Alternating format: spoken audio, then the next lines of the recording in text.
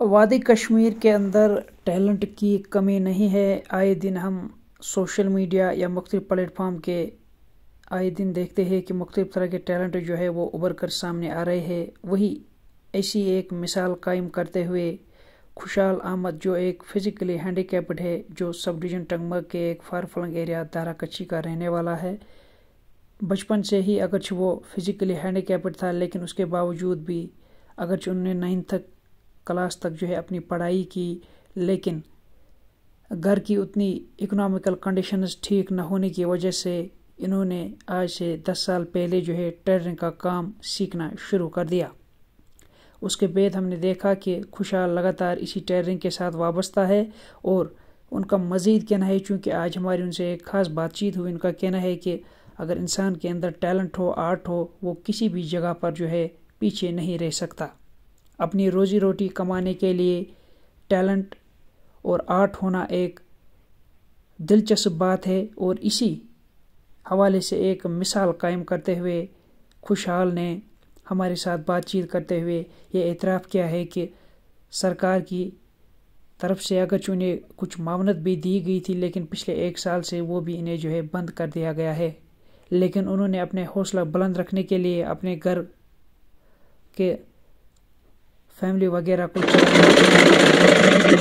Tailoring का काम जब से वो अच्छे खासे जो है पैसे भी कमा रहे हैं, आराम से चला रहे हैं।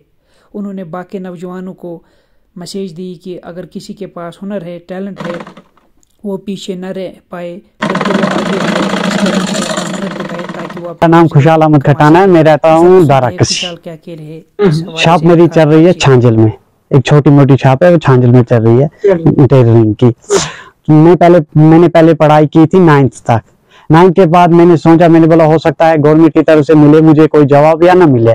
फिर मैंने अपने हाथ से हुनर सीख लिया। मैंने बोला क्योंकि घर की उतनी हैसियत भी नहीं थी कि हम उससे आगे भी पढ़ाई कर सकते, तो मैंने अपने हाथी से जो हुनर था मैंने बोला यही सीखेंगे। फिर मैंने टेलरिंग का काम सीख लिया, तो उस पर मेरा काम धंधा चल रहा है अच्छा, माशाअल्लाह, शुक्र अल्लाह का है।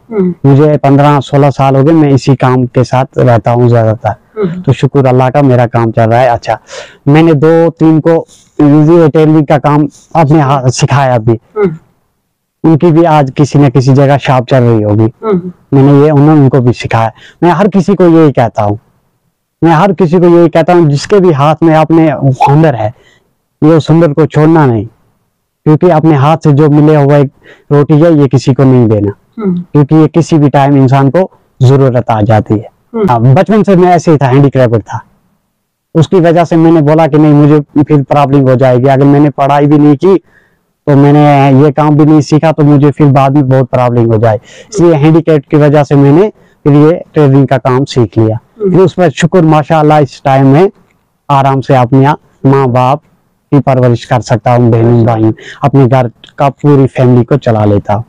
शुक्र है अल्लाह का। बाकियों के लिए मैं ये कहता हूँ, जिसके हाथ में भी कुछ भी हुनर है वो अपने हुनर को मत छोड़ो, क्योंकि जो अपने हाथ से रोटी कमाई हुई है ये कभी न कभी ये धोखा नहीं देती है। गवर्नमेंट की तरफ से पहले मुझे मिल रहा था 1000 रुपए, आज 1 साल हो गया, वो भी मुझे बंद कर लिया। अब वो भी बंद हो गया है। नहीं, मुझे गवर्नमेंट की तरफ से मिली है एक वो 3 व्हील स्कूटी मिली है मुझे, मगर वो उसको 10 साल हो गए, आज मैं उसी पे आता हूँ। यहाँ से वहां तक मैं उसी पे आता जाता हूँ। बस मेरी गवर्नमेंट की तरफ से यही अपील है कि एक तो वो 1000 रुपए जो मिल रहा था उसमें तो कुछ होना चाहिए, ज्यादा भी इजाफा भी होना चाहिए उसमें। और हम हैंडीक्राफ्ट के लिए, सबके लिए नहीं, मैं नहीं बोल रहा हूँ कि मेरे पास हुनर है तो मुझे ही जरूरत आनी चाहिए, नहीं, ये बाकियों को भी। कोई ऐसा भी होता है जिसके पास कोई कुछ हुनर नहीं होता है, वो हैंडीक्राफ्ट होता है, वो भीख मांगने के काबिल हो जाता है। तो मेरी सब गवर्नमेंट से पहले अपील यही है कि मेरे पास हुनर है, चलो मैं अपनी रोजी कमा लेता हूँ। अब दूसरा कोई होगा, उसके पास है ये हुनर या नहीं है, तो उसको इस तरीके पे भीख नहीं मांगनी चाहिए। जितने भी हैंडीक्राफ्ट है उनके लिए अच्छा ये होना चाहिए।